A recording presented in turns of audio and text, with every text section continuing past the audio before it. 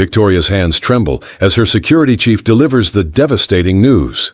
The stalker was hired by someone inside Marcus's family organization. The breach came from within the Blackwood corporate structure. The billionaire CEO stares across a modest apartment kitchen table, her wedding dress long abandoned, her entire world crumbling. 8 months of terror, a cancelled wedding, and now the ultimate betrayal. The people she trusted most orchestrated her nightmare.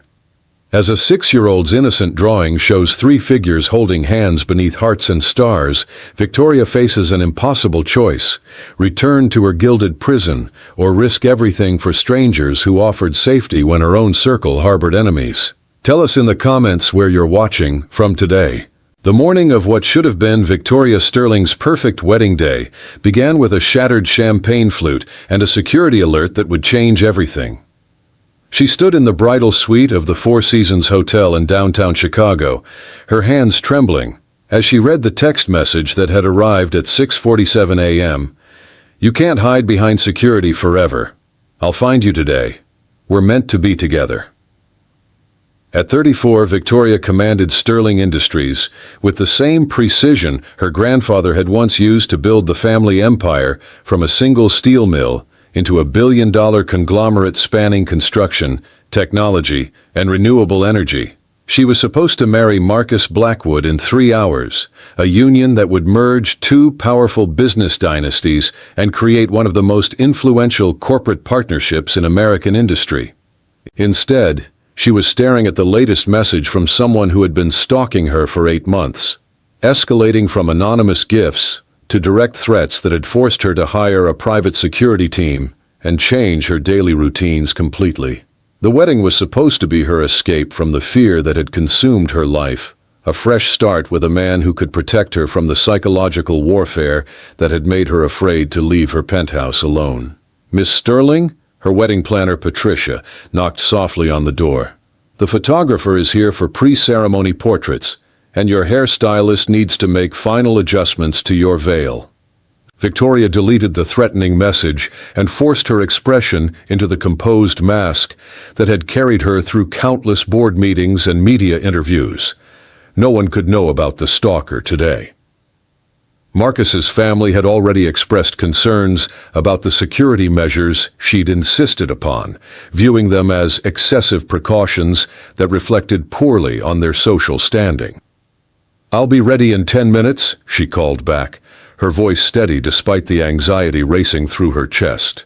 3 blocks away, Ben Martinez was helping his 6-year-old daughter Sophie tie her shoes before walking her to the Saturday morning art class that had become their weekly tradition. The small apartment they shared was modest, but filled with Sophie's artwork, the bright colors and creative chaos that marked it as a home where a child's imagination was celebrated and encouraged. Ben had been a single father for 4 years, since his wife Elena died in a car accident that had shattered his world and left him to navigate parenthood alone. At 32, he worked 2 jobs to support them: morning shifts at a coffee shop downtown and evening hours as a freelance graphic designer, building a client base that might someday allow him to work from home full-time. "Daddy, look what I drew last night," Sophie announced, holding up a picture of 2 figures holding hands beneath a rainbow. "It's us at the park, and the rainbow means we're happy, even when we're sad about Mommy." Ben felt the familiar tightness in his chest that accompanied his daughter's matter-of-fact references to grief and healing. Sophie had developed her own philosophy about loss, understanding that missing someone could coexist with joy in daily life, a wisdom that sometimes surpassed his own efforts to process their changed circumstances. "It's beautiful, sweetheart," he said, kneeling to admire her artwork with the serious attention she deserved. "Should we hang it on the refrigerator when we get home?" "Yes, but first I want to show Miss Katie at art class. She says drawing feelings helps them not hurt so much inside your heart." The art instructor had become an important figure in Sophie's life, providing creative outlets and gentle guidance that helped her express emotions too complex for direct conversation. Ben was grateful for adults who recognized his daughter's sensitivity and intelligence, treating her artistic development as genuinely important rather than merely cute childhood activity. They walked hand in hand through the downtown streets toward the community center, where Sophie's class met, passing the luxury hotels and upscale shops that marked this as Chicago's business district. Ben had grown comfortable navigating spaces where his modest appearance might draw attention, focused on Sophie's education and experiences rather than his own social discomfort. The Four Seasons Hotel was impossible to miss, with its elaborate wedding preparations visible through the ground floor windows and a steady stream of luxury vehicles dropping off guests in formal attire. Ben noticed the unusual number of security personnel positioned around the building, their discreet presence suggesting someone important was getting married today. "Why are there so many fancy cars, Daddy?" Sophie asked, her artist's eye drawn to the visual spectacle of wealth and ceremony. "Someone's having a very expensive wedding," Ben explained. "Probably people with lots of money who want to make sure everyone knows how special their day is." Sophie considered this with the seriousness she brought to adult concepts that didn't quite align with her understanding of what made celebrations meaningful. "Do expensive weddings make people more married than regular weddings?" she asked with 6-year-old logic. "No, sweetheart. Being married is about loving someone and choosing to be a family together. The expensive part is just for show."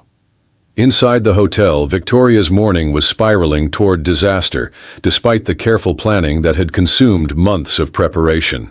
The threatening messages had escalated to phone calls made to her private line, the stalker's voice electronically disguised but unmistakably obsessive in its claims of destiny and inevitable union.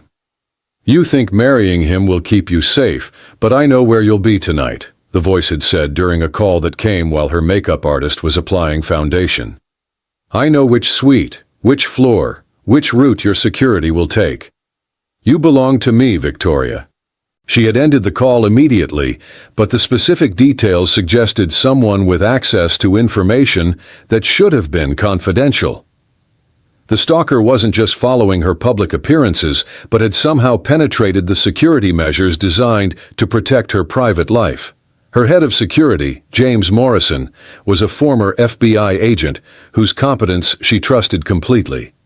But even James looked concerned as he reviewed the latest intelligence about potential threats to the wedding venue and reception site. "We've identified 3 individuals who match the psychological profile and have been in proximity to your public appearances," James reported during a brief meeting in the hotel's security office. "All 3 have been placed under discreet surveillance, but we can't rule out accomplices or someone we haven't identified yet." "What's your recommendation?" Victoria asked, though she dreaded the answer. "Cancel the wedding and relocate to a secure facility until we can neutralize the threat," James replied without hesitation. "This person has demonstrated escalating behavior and detailed knowledge of your movements. The risk assessment is too high to proceed with a public event." Victoria felt her carefully constructed life crumbling around her. The wedding represented more than marriage to Marcus. It symbolized her refusal to let fear control her decisions. Canceling would mean acknowledging that the stalker had won, that her wealth and security measures couldn't protect her from psychological terrorism. "I can't cancel," she said firmly. "Too many people are depending on this event, and I won't give him the satisfaction of disrupting my life completely." "Then we proceed with maximum security protocols," James replied grimly. "But I want additional backup measures in place, including contingency evacuation routes that only I know about." 2 hours before the ceremony, Victoria stood at her hotel room window, watching the street below, noting the security personnel positioned at strategic points around the building. The elaborate preparations that should have filled her with excitement instead felt like a fortress designed to keep danger at bay. Her phone rang with Marcus's name on the caller ID, and she answered, hoping for reassurance from the man who would soon become her husband and partner in facing whatever threats emerged from her stalker's obsession. "Victoria, darling, I need to discuss something important with you," Marcus began, his tone carrying an edge that immediately put her on alert. My mother received some disturbing information about the security situation today. What kind of information?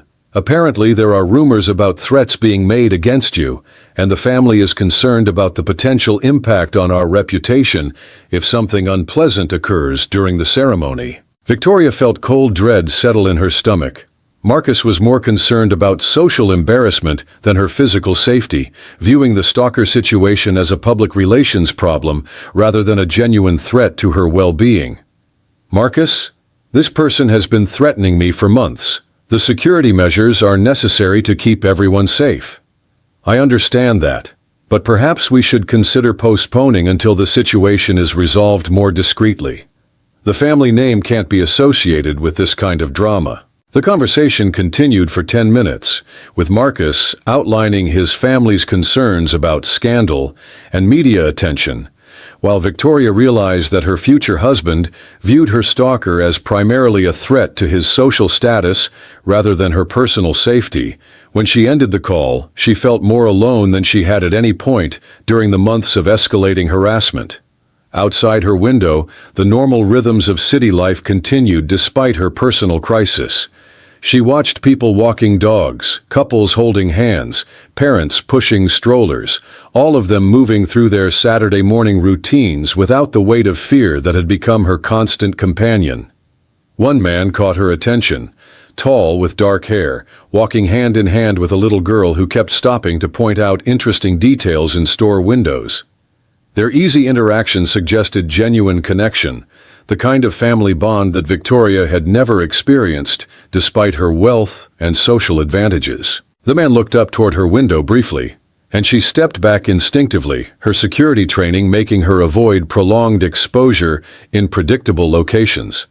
But something about his expression, calm and kind, rather than calculating, made her wish for a moment that she could trade places with someone whose biggest concern was getting his daughter to art class on time. Her phone buzzed with another message. Beautiful dress, Victoria. White for purity. Though we both know better. See you soon. The message included a photo taken from somewhere inside the hotel, showing her in her wedding gown through what appeared to be a telephoto lens. The stalker wasn't just nearby. He was inside the building despite all security precautions. Victoria's hands shook as she forwarded the message to James, knowing that this latest escalation would trigger lockdown protocols that might indeed force cancellation of the ceremony. She looked at herself in the mirror, seeing a woman trapped between her desire for normalcy and the reality of a threat that seemed to anticipate her every move. In the hallway outside her suite, she could hear increased activity as security personnel responded to the new intelligence. James's voice carried urgency as he coordinated with local law enforcement, transforming the hotel into an active crime scene rather than a wedding venue. A knock at her door was followed by James's carefully controlled voice. Miss Sterling, we need to implement immediate evacuation procedures. The suspect has breached hotel security and appears to be moving toward your location. Victoria made a decision that surprised even herself. Instead of waiting for escort to a secure location, she grabbed her purse and moved toward the service exit that James had shown her during their earlier security briefing. If her stalker was tracking the official security protocols, perhaps an unplanned departure would provide the element of surprise necessary to escape. She slipped out of the bridal suite through the service corridor, her elaborate wedding gown making stealth challenging but not impossible. The hotel's back stairwell was empty, maintenance staff having been cleared from the area as part of the security sweep. Victoria emerged from the service exit into an alley behind the hotel, her white dress immediately obvious against the urban landscape. She had no specific plan beyond creating distance between herself and the threat that had infiltrated her wedding day, but standing still felt more dangerous than moving. The alley opened onto a side street where normal Saturday morning activity continued, people unaware of the drama unfolding in the luxury hotel just blocks away. Victoria's elaborate gown and obvious distress made her conspicuous, but she pushed forward, driven by the need to escape the confined space where her stalker had demonstrated his ability to reach her. She was half a block from the hotel when she heard footsteps behind her, measured and persistent in a way that triggered every alarm her security training had installed. Without looking back, she began walking faster, her wedding shoes making swift movement difficult on the uneven sidewalk. "Victoria!" A male voice called from behind her, not the electronically disguised tone from the phone calls, but someone who knew her name and felt entitled to use it. "Victoria, wait. We need to talk." She broke into an awkward run, her dress hampering her stride, but adrenaline overriding the physical limitations. The footsteps behind her accelerated, maintaining distance that suggested someone accustomed to pursuit rather than panic. At the corner ahead, she saw the man and little girl she had noticed from her hotel window, the father helping his daughter navigate around a puddle with patient attention. Without conscious decision, Victoria ran toward them, as the voice behind her grew more insistent. "Help me," she gasped as she reached Ben and Sophie, her breath ragged from fear and exertion. "Please, someone's following me. I need help." Ben looked up from Sophie's shoelace to see a woman in an elaborate wedding dress approaching them with obvious terror in her eyes. Behind her, perhaps 50 feet away, a man in a dark suit was walking with predatory focus, his attention locked entirely on the fleeing bride. "Sophie, stay close to me," Ben instructed his daughter, then addressed the frightened woman directly. "What do you need me to do?" "I just need to get away from him," Victoria said, glancing back at her pursuer, who had slowed but not stopped his approach. "He's been stalking me for months, and he got into my wedding venue somehow." Ben assessed the situation quickly, noting the man's purposeful stride and the bride's genuine terror. His protective instincts, honed through 4 years of single fatherhood, engaged immediately. "My car's right here," he said, gesturing toward a modest Honda parked at the curb. "Get in the back seat, and I'll get you somewhere safe." Victoria looked at this stranger offering help without hesitation, his young daughter watching the adult drama with wide eyes, and felt something shift in her chest. After months of professional security and calculated protection, someone was offering assistance simply because she needed it. She slid into the back seat of Ben's car, her wedding dress filling the small space as he helped Sophie into her booster seat with practiced efficiency. Through the rear window, she could see her stalker approaching more rapidly now, his expression shifting from confidence to frustration as his prey prepared to escape. "Where do you want me to take you?" Ben asked as he started the engine, his voice calm despite the unusual circumstances. "Anywhere but here," Victoria replied, feeling safer in this stranger's modest car than she had felt in months of luxury hotels and private security. As they pulled away from the curb, she watched her stalker's face contort with rage at being denied his intended confrontation. For the first time in 8 months, Victoria Sterling was moving through the city without a predetermined destination, protected by someone who had offered help, without knowing her name or understanding her circumstances. "Are you okay, lady?" Sophie asked, turning in her booster seat to study their unexpected passenger with 6-year-old directness. "You look really scared, but also really pretty in that big white dress." "I'm better now," Victoria said, meaning it for the first time since the threatening messages had begun. "Thank you both for helping me." Ben caught her eyes in the rearview mirror, noting the genuine gratitude mixed with residual fear in her expression. "No one should have to deal with being followed and threatened. We're going to make sure you get somewhere safe." As they drove through Chicago's morning traffic, Victoria realized that her carefully planned wedding day had been replaced by something entirely unscripted, genuine human kindness from strangers who had chosen to help without expecting anything in return. 10 minutes into their escape from downtown Chicago, Victoria's phone began ringing constantly, with calls from her security team, wedding planner, and Marcus's increasingly frantic family members. She declined each call, needing silence to process the magnitude of what had just happened and the profound relief she felt sitting in the back of a stranger's car while his daughter chattered about her upcoming art class. "Are we still going to see Miss Katie?" Sophie asked her father, apparently having accepted their unexpected passenger as a temporary addition to their Saturday routine. "I want to show her my drawing of the rainbow feelings," And also ask if wedding ladies always run in big dresses. Ben glanced at Victoria in the rearview mirror, noting her pale complexion and the way her hands shook slightly as she turned off her phone. The immediate danger had passed, but the trauma of being hunted was clearly taking its toll on her composure. "Sophie, what do you think about having a special adventure day instead?" he suggested gently. "We could take our new friend somewhere safe and quiet while she figures out what to do next. Like when I was scared after the bad dreams about Mommy, and we went to the lake to feed ducks until I felt better," Sophie asked, with the intuitive understanding that children brought to emotional emergencies. "Exactly like that," Ben confirmed, touched by his daughter's ability to recognize someone else's need for the same kind of gentle healing space that had helped her process grief. Victoria listened to this exchange with growing amazement at the natural compassion that seemed to flow between father and daughter. In her world, crisis management involved lawyers, security personnel, and strategic communications specialists.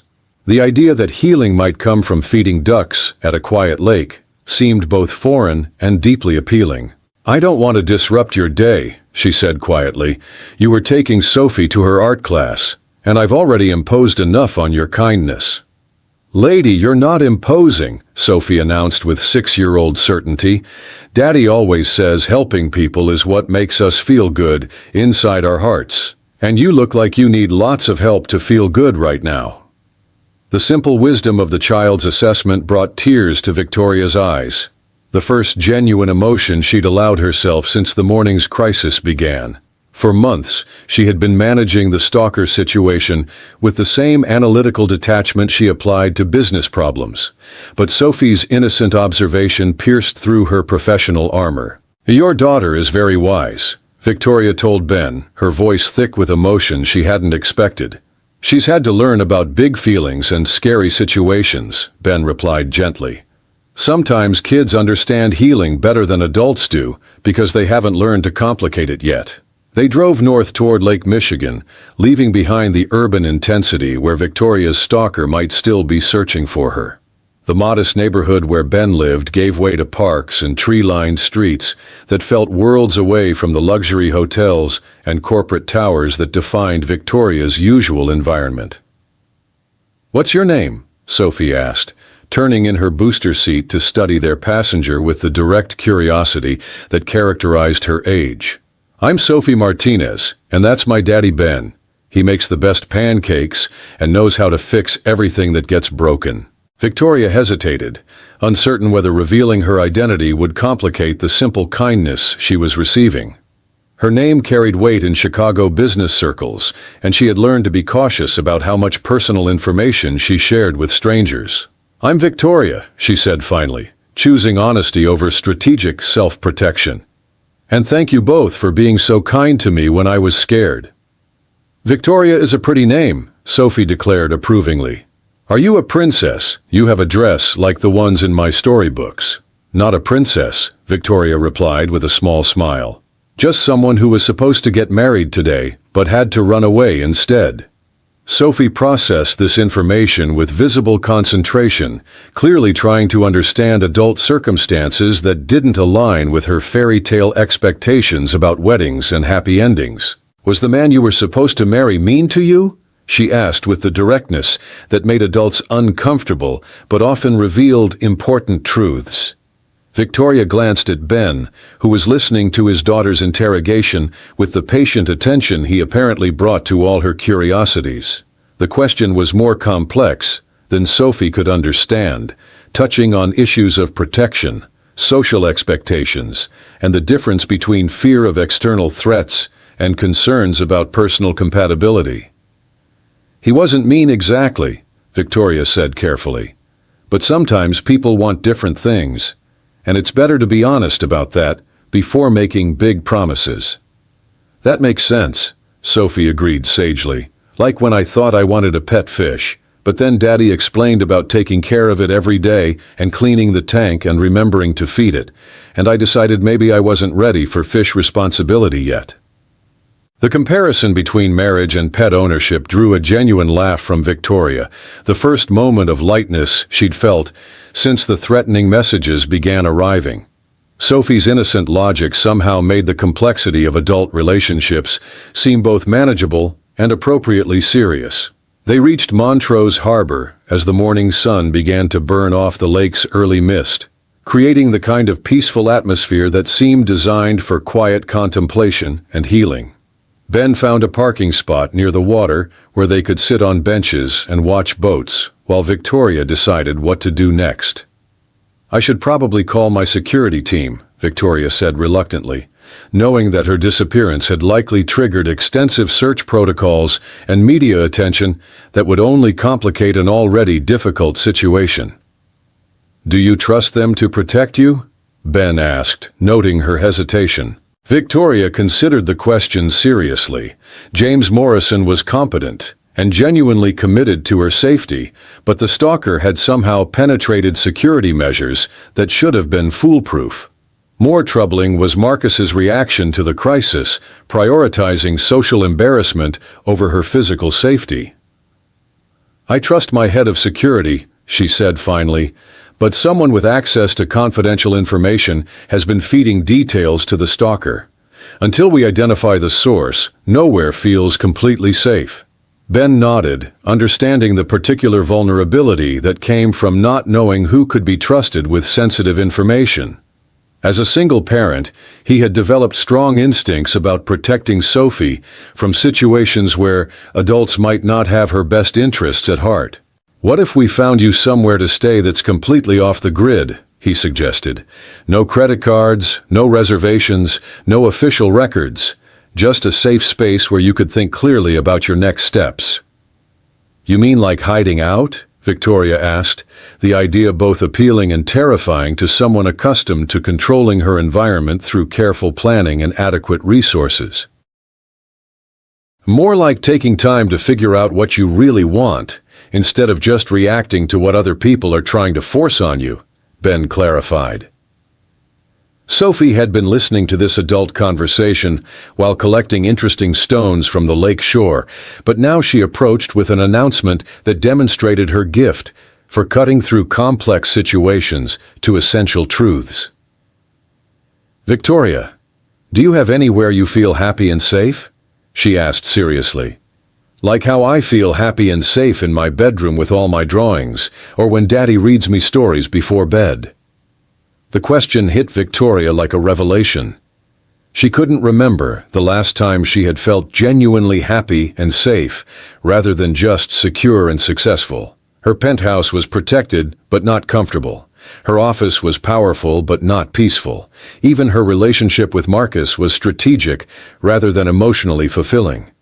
"I don't think I do," she admitted, the honesty surprising even herself. "Then you should come stay with us until you find one," Sophie declared, with the generous logic of childhood. "We have a couch that's really comfortable, and Daddy makes good soup when people are sad." Ben looked at his daughter with pride, mixed with gentle concern about her impulse to invite strangers into their modest home. But something about Victoria's situation triggered his protective instincts in ways that transcended normal boundaries between helper and helped. "Sophie, that's very kind of you to offer," he said carefully. "But Victoria might need different kinds of help than we can provide." "Actually," Victoria said slowly, the idea taking shape as she spoke, "that might be exactly what I need. Somewhere completely disconnected from my usual life where I can think clearly about what to do next." She looked at Ben directly, recognizing that she was asking for extraordinary trust from someone who knew nothing about her circumstances beyond the morning's crisis. "I know it sounds crazy, but I have money to pay for groceries and anything Sophie needs, and I promise I'm not dangerous to have around. I just need time to figure out how to rebuild my life without constant fear." Ben studied her face, noting the exhaustion beneath her composed exterior and the genuine gratitude in her eyes. His experience as a single parent had taught him to trust his instincts about people, and everything about Victoria suggested someone in genuine need rather than someone seeking to take advantage of kindness. "Our place is small," he warned. "One bedroom, and Sophie and I share it. The couch is comfortable, but it's not what someone like you is probably used to." Someone like me has been living in fear for 8 months, Victoria replied. Right now, small and safe sounds perfect. They spent the rest of the morning at the lake, Sophie showing Victoria how to skip stones, while Ben maintained watchful awareness of their surroundings. His protective instincts now extended to include their unexpected guest. Victoria found herself relaxing in ways she hadn't experienced since the stalking began. The simple pleasure of playing with a child by peaceful water providing respite from months of hypervigilance. "Look, Victoria," Sophie called out, pointing to a family of ducks paddling near the shore. The mama duck is teaching her babies how to dive for food. Even duck families help each other learn new things.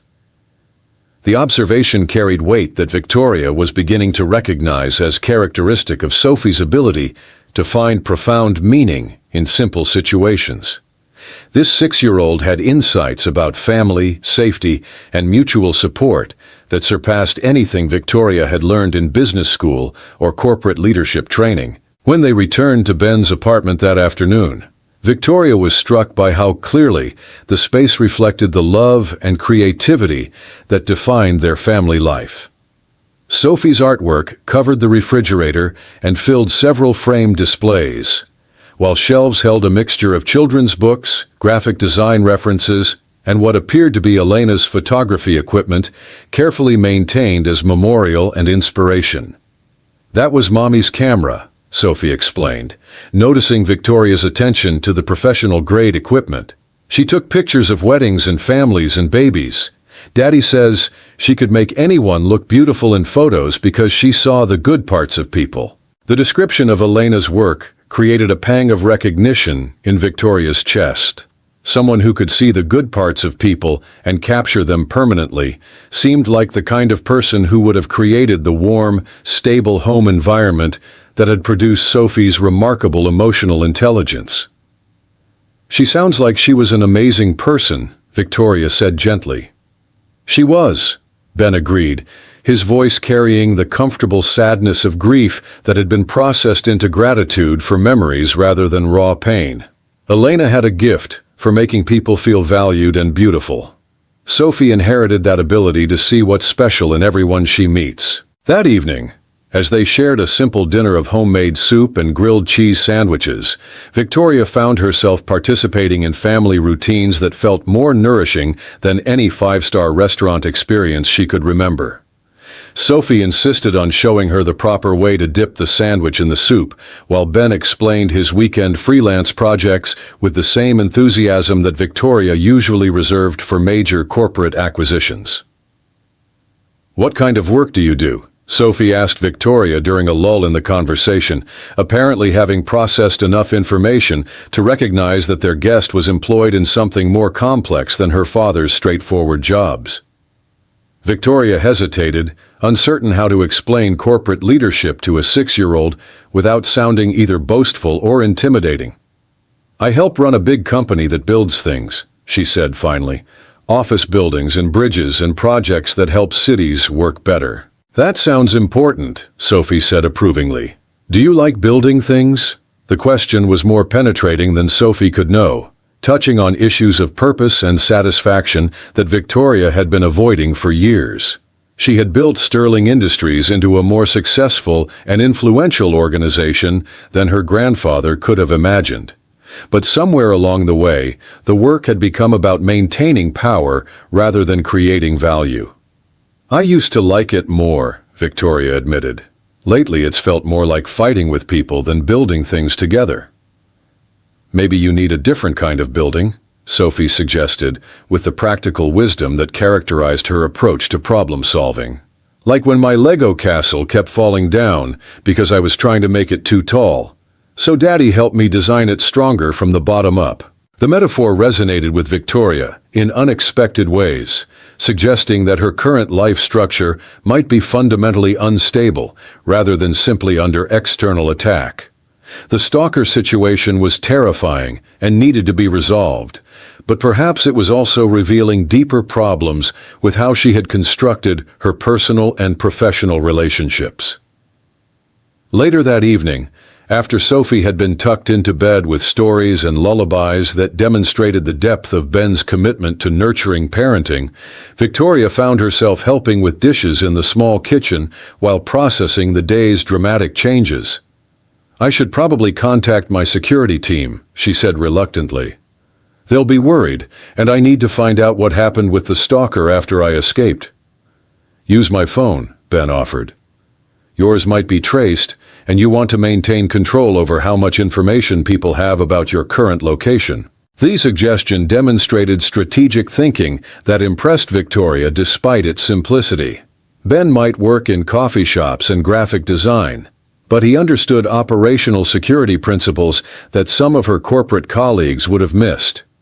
The conversation with James Morrison was brief but informative. The stalker had indeed been inside the hotel, apparently wearing catering staff credentials that had been stolen or forged. He had disappeared shortly after Victoria's escape, and current intelligence suggested he was still in the Chicago area attempting to locate her. "Marcus is demanding to know your location," James reported. "His family is threatening legal action if this situation reflects negatively on their reputation. Tell Marcus that his reputation is not my primary concern right now," Victoria replied coldly. "My immediate priority is staying alive, and his response to this crisis has made it clear that we're not compatible as life partners." "Are you terminating the engagement?"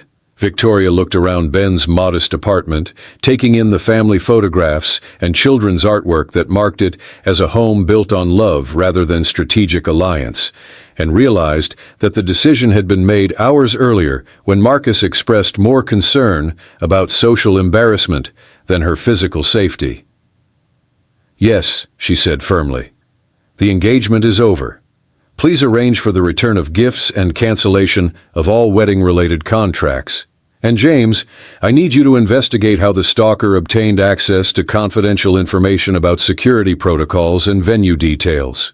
After ending the call, Victoria sat in Ben's small living room, processing the magnitude of the changes she had initiated in the span of a single day. This morning, she had been preparing to marry a man she respected but didn't love, committing to a life that prioritized social status over personal fulfillment. Tonight she was staying in a stranger's apartment, having ended her engagement and acknowledged that her carefully constructed existence had been built on foundations as unstable as Sophie's too-tall Lego castle.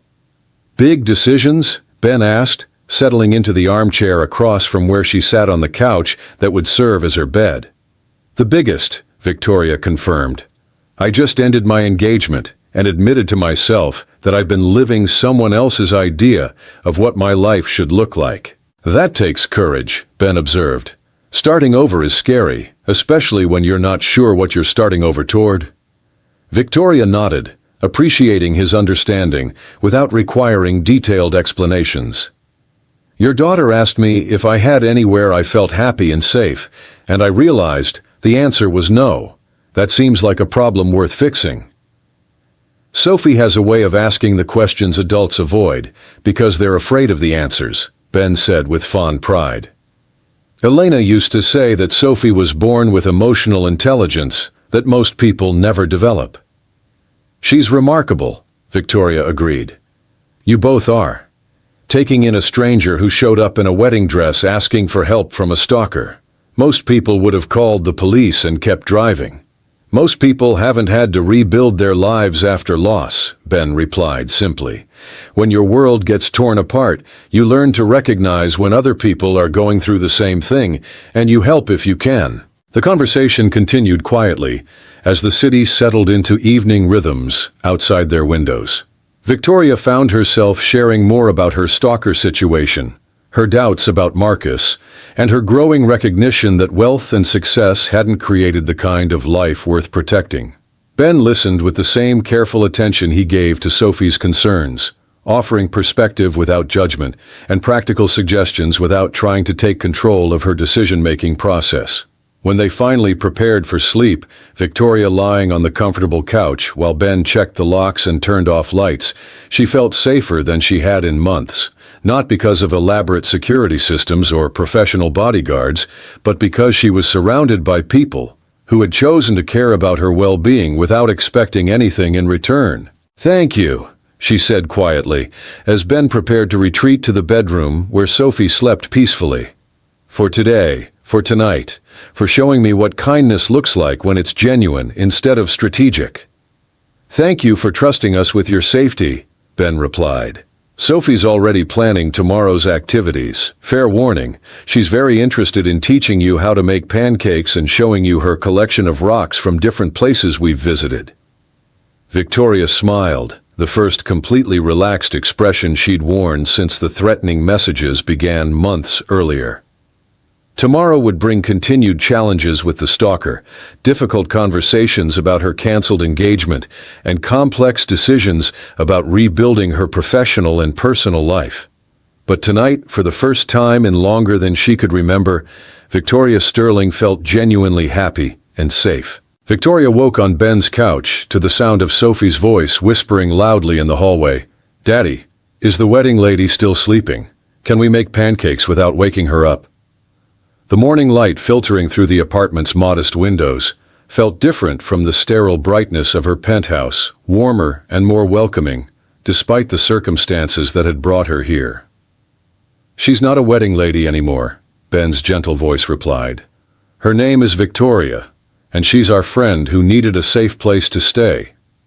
"Can friends help make pancakes?" Sophie asked with the hopeful tone of someone who had been waiting patiently for adult permission to begin her favorite weekend activity. Victoria smiled despite the weight of decisions that awaited her, charmed by the child's assumption that friendship naturally included participation in family traditions.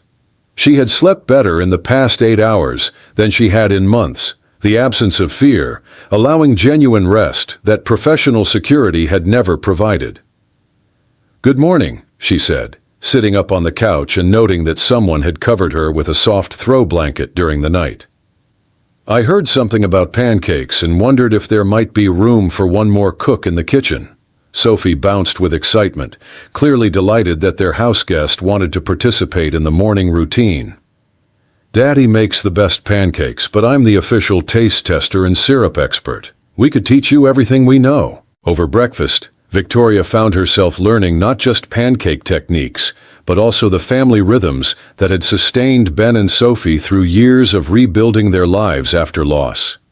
Every interaction revealed the thoughtful way Ben had created stability and joy for his daughter, turning ordinary activities into opportunities for connection and learning. The peaceful morning was interrupted by Victoria's phone ringing with James Morrison's number, bringing the outside world's urgency back into their protected space. She answered reluctantly, knowing that her security chief would have updates about the stalker situation that could no longer be avoided. "Victoria, thank God you're safe," James said immediately. "We've had developments overnight that require immediate discussion. Can you meet me at a secure location within the hour?" "What kind of developments?" Victoria asked, her stomach tightening with familiar anxiety. "We identified the stalker through hotel security footage and traced his access to someone within Marcus's family organization. The breach of your security protocols came from inside the Blackwood corporate structure." The revelation hit Victoria like ice water, confirming her worst suspicions about the interconnected nature of her personal and professional vulnerabilities. Someone with intimate knowledge of her wedding plans had been feeding information to her stalker, creating a betrayal that went beyond individual obsession into systematic manipulation. "Has he been arrested?" she asked. "He's in custody, but there are complications. The individual appears to have been hired rather than acting independently, which means there may be additional threats we haven't identified. We need to discuss enhanced security measures and long-term protection strategies." Victoria looked across the kitchen table at Ben and Sophie, who were listening to her conversation with concern, but without the fear that had characterized her interactions with Marcus's family during the crisis. These people had offered her safety without expecting anything in return, while her own social circle had apparently harbored someone willing to endanger her life for unknown purposes. "James, I need more time to think about what kind of protection I actually want," she said carefully. "The current security model clearly isn't working, and I'm questioning whether returning to my previous lifestyle is the right choice." "Victoria, with respect, this isn't the time for lifestyle evaluation. Someone orchestrated a significant threat against you, and we don't yet understand the full scope of the conspiracy. Which is exactly why I need time in a secure environment to make rational decisions about my future," Victoria replied. "I'll contact you later today with instructions about how to proceed." After ending the call, Victoria sat in Ben's kitchen processing the implications of what she had learned. The stalker had been part of a larger scheme, likely connected to her business relationships or family wealth, in ways that made her entire social circle suspect. "Bad news?" Ben asked gently, noting her expression. "Complicated news," Victoria replied. "It appears my stalker was hired by someone who had access to confidential information about my security and personal life. The threat may have been eliminated, but the betrayal goes deeper than one obsessed individual." Sophie had been listening with the intense attention she brought to adult problems that seemed important, and now she offered an observation that cut through the complexity with characteristic clarity.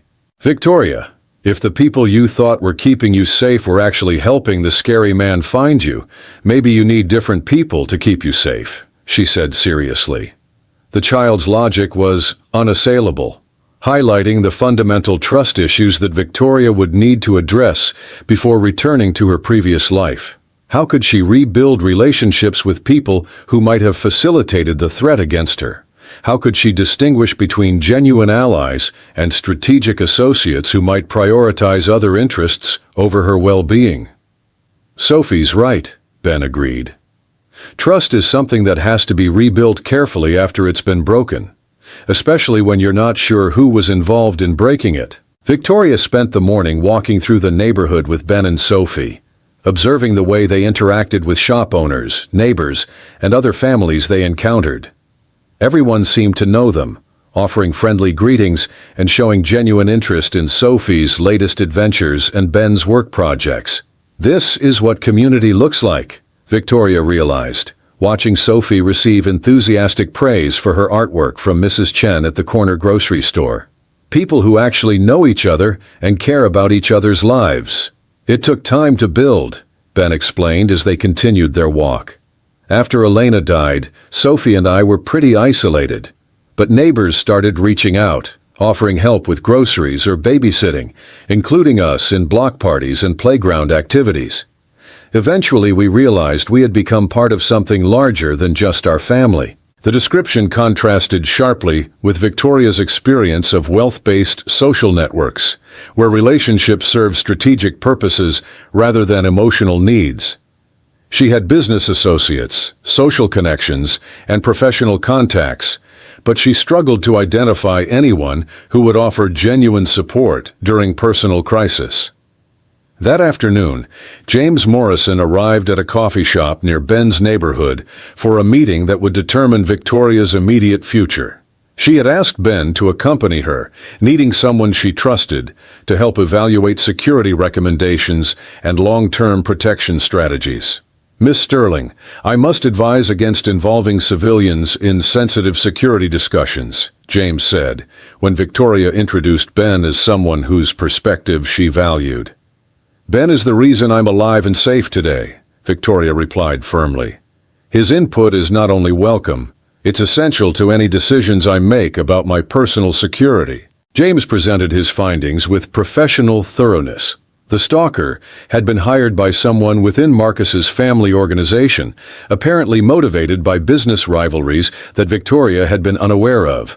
The goal seemed to have been disrupting her wedding and destabilizing her emotional state, though the stalker had escalated beyond his original instructions into genuine threats.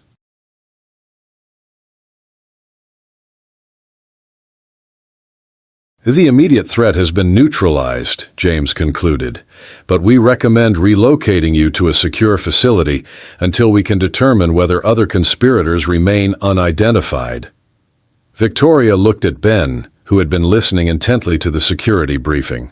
His expression suggested skepticism about the proposed solution. though he remained respectfully quiet about opinions he hadn't been asked to share. "What do you think?" Victoria asked him directly.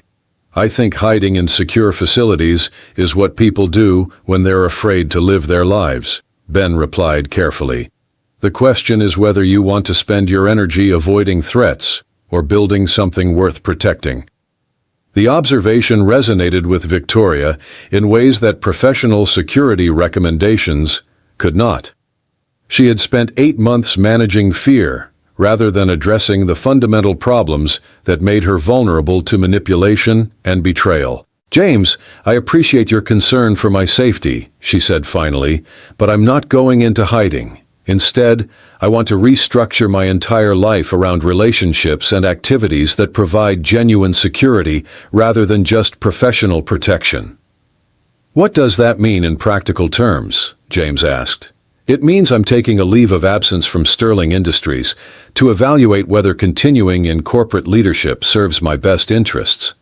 It means I'm ending relationships with people who prioritize their reputations over my well-being. And it means I'm going to spend time learning what happiness and safety actually feel like before deciding how to protect them." The conversation continued for another hour, as Victoria outlined her plans for stepping back from corporate responsibilities, liquidating assets that tied her to social circles where she couldn't trust anyone, and exploring alternative approaches to building meaningful life structure. When they returned to Ben's apartment, Sophie was waiting with a drawing she had made during their absence. It showed 3 figures standing in front of a small house: a tall man, a woman with long hair, and a small girl holding their hands beneath a sky filled with hearts and stars.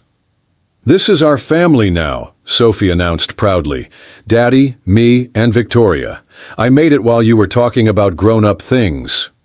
Victoria felt tears threaten as she studied the child's artwork, recognizing that Sophie had visualized the belonging she had been searching for without knowing how to name it. This 6-year-old had created a family portrait that included someone who had been a stranger 3 days earlier, offering unconditional acceptance based on nothing more than shared pancakes and genuine affection. "It's beautiful, Sophie," Victoria said, her voice thick with emotion. "But are you sure you want me to be part of your family? I come with complicated problems and people who might cause trouble." "Everyone has complicated problems," Sophie replied with the philosophical certainty that characterized her approach to life's challenges. "Daddy has sad feelings about Mommy, and I have bad dreams sometimes, and you have scary people who follow you around. But we can help each other with our problems, and that's what families do." Ben watched this exchange with an expression that mixed amazement with growing affection, clearly processing his own feelings about Victoria's integration into their carefully constructed life. "Sophie's right about families helping each other," he said quietly. "But Victoria, you need to be sure about what you're choosing. Staying with us means giving up the lifestyle and social status you've built your identity around. Are you prepared for that kind of change?" Victoria considered the question seriously, thinking about the penthouse that had never felt like home, the business relationships that had harbored betrayal, and the engagement to a man who had prioritized social embarrassment over her physical safety. "I'm prepared to find out who I am when I'm not performing the role of successful CEO," she replied. "I'm prepared to learn whether I'm capable of building relationships based on affection rather than strategic advantage. And I'm prepared to discover what it feels like to be part of a family that chooses each other every day." The conversation was interrupted by Ben's phone ringing with a call from one of his graphic design clients, a local nonprofit that needed marketing materials for a fundraising event. Victoria listened as he discussed project timelines and creative concepts with genuine enthusiasm, his voice carrying the satisfaction of someone who found meaning in work that served community purposes. "That was the Children's Hospital Foundation," Ben explained after ending the call. "They're launching a program to provide art therapy for kids dealing with medical trauma, and they need promotional materials that will help parents understand how creative expression aids healing." The description reminded Victoria of Sophie's own healing process, the way she had used drawings to work through grief and fear during the years following her mother's death. Art therapy wasn't just an abstract concept for this family. It was a lived experience that had contributed to their emotional resilience. "Could I help with that project?" Victoria asked impulsively. "Not financially, though I'd be happy to contribute funding as well. I mean, could I help with the actual work of creating materials that would support children and families?" Ben looked surprised by her offer. "You want to work on a non-profit marketing project?" "I want to learn how to use business skills for purposes that matter more than profit margins," Victoria replied. "If you're willing to teach me, I'd like to discover what it feels like to build something that helps people instead of just generating wealth." Over the following weeks, Victoria's life transformed in ways that surprised everyone who knew her, including herself. She took a formal leave of absence from Sterling Industries, appointing trusted executives to manage operations, while she evaluated her long-term commitment to corporate leadership. The penthouse that had been her prison was sold, along with most of the luxury possessions that had accumulated during years of success-focused living. Instead of reinvesting in similar properties, Victoria used the proceeds to establish a foundation focused on supporting single parents and providing resources for children dealing with family trauma. The Sterling Martinez Family Foundation, she announced to Ben and Sophie as they reviewed incorporation documents in their small living room, dedicated to creating communities where families can heal and thrive together. Sophie studied the official paperwork with serious attention, apparently understanding that this represented something important beyond her complete comprehension. "Does this mean you're going to help other kids who miss their mommies?" she asked. "It means we're going to help families find ways to be strong and happy together, even when sad things have happened," Victoria explained. The Foundation's first project was expanding the Children's Hospital Art Therapy program that had brought Victoria into meaningful collaboration with Ben's graphic design work. Their partnership had revealed complementary skills and shared values that made them effective collaborators in both professional and personal contexts. 6 months after the wedding day that had been interrupted by a stalker, Victoria stood in the community center where Sophie's art class met, watching children create expressive works that helped them process experiences too complex for words alone. The space was filled with the kind of purposeful activity that Victoria had learned to recognize as genuine productivity, different from corporate achievement in its focus on human development rather than numerical growth. "Your daughter is an incredible teacher," commented Maria Santos, the art therapy instructor who had become both mentor and friend to Victoria during her transition away from corporate life. "Sophie has a natural ability to help other children feel comfortable, expressing difficult emotions through creative work." Victoria nodded, watching Sophie patiently guide a shy 7-year-old through the process of painting feelings that were too big for spoken language.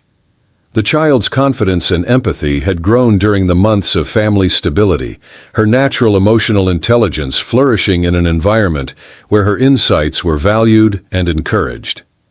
"She learned from the best," Victoria replied, looking toward Ben, who was photographing the session to create promotional materials that would help expand the program to other communities. That evening, in the small apartment that had become more of a home than Victoria's penthouse had ever been, they celebrated the Foundation's first major success: funding approval for art therapy programs in 12 different hospitals across 3 states. "We did it," Ben said, reviewing the grant notifications that had arrived throughout the day. "Real programs that will help real families, created through work that we all contributed to together." "We did it," Victoria agreed, the pronoun carrying weight that she had never felt during individual business achievements. Success measured in collaborative impact rather than personal accumulation felt both more meaningful and more sustainable than anything she had built during her corporate career. As they prepared for bed, following routines that had become natural through months of shared daily life, Sophie presented Victoria with her latest artwork. A detailed family portrait that showed 3 figures working together in a garden, with flowers and vegetables growing around them while birds and butterflies filled a sunny sky. "This is us in the future," Sophie explained seriously. When we have our own house with a big backyard where we can grow food and teach other families how to make beautiful things together. The vision was both specific and achievable, representing the kind of life that Victoria had never imagined wanting, but now couldn't imagine living without. A home centered around family connection rather than individual achievement, work that served community needs rather than personal advancement, relationships built on daily choices rather than strategic positioning. "It's perfect," Victoria said, accepting the drawing with the reverence due to gifts that captured essential truths about love and belonging. Later, as she lay on the couch that had provided sanctuary during her transition from one life to another, Victoria reflected on the journey that had begun with terror and desperation, but had led to deeper fulfillment than she had thought possible. The stalker who had threatened her wedding day had inadvertently freed her from commitments and relationships that prioritized appearance over authenticity.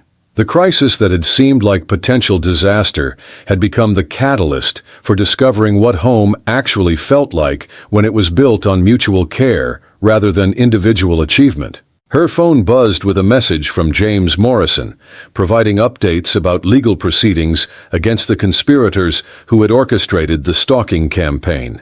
The threat had been fully neutralized, the perpetrators faced serious criminal charges, and Victoria was free to resume normal activities without security concerns.